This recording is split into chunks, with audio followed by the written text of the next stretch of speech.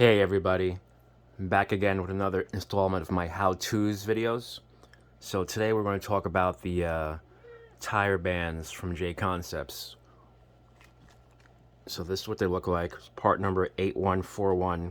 So this is for A-scale buggy, but it also works really well for short course, so I use it in both.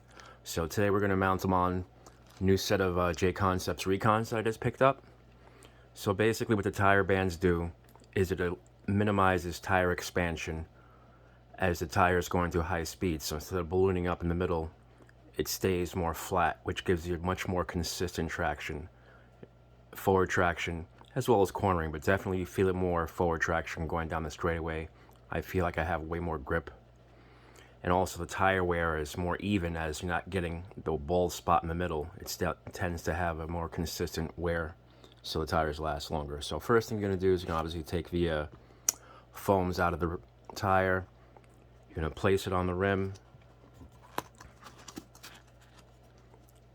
Make sure it's centered. And then you're going to take your O-rings. And there's 3 grooves, so you're going to put 1 O-ring per groove. So make sure it's even all around.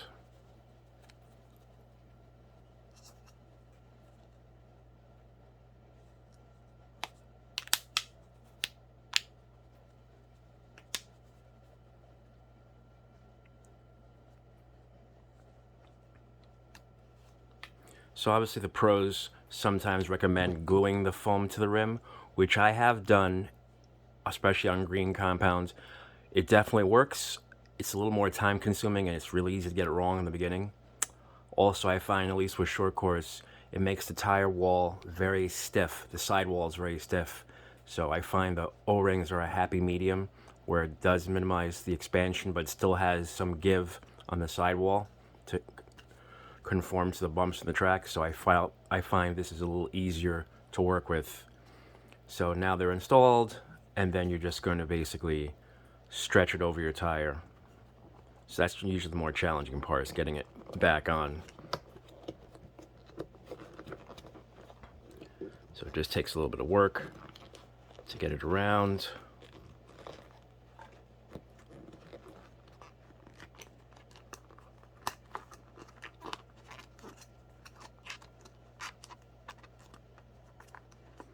Then you start working the bead back in.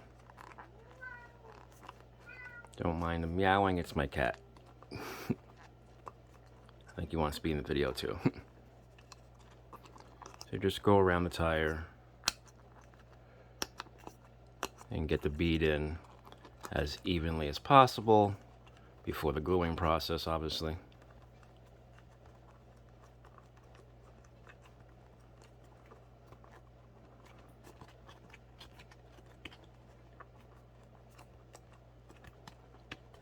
Just keep working it, massaging it until you get it in nice and level. And almost. There we go. So there we go. A little bump right there. All right, so now you have it in. So now you're ready to glue the tire. So again, I find this to be one of the major game changers.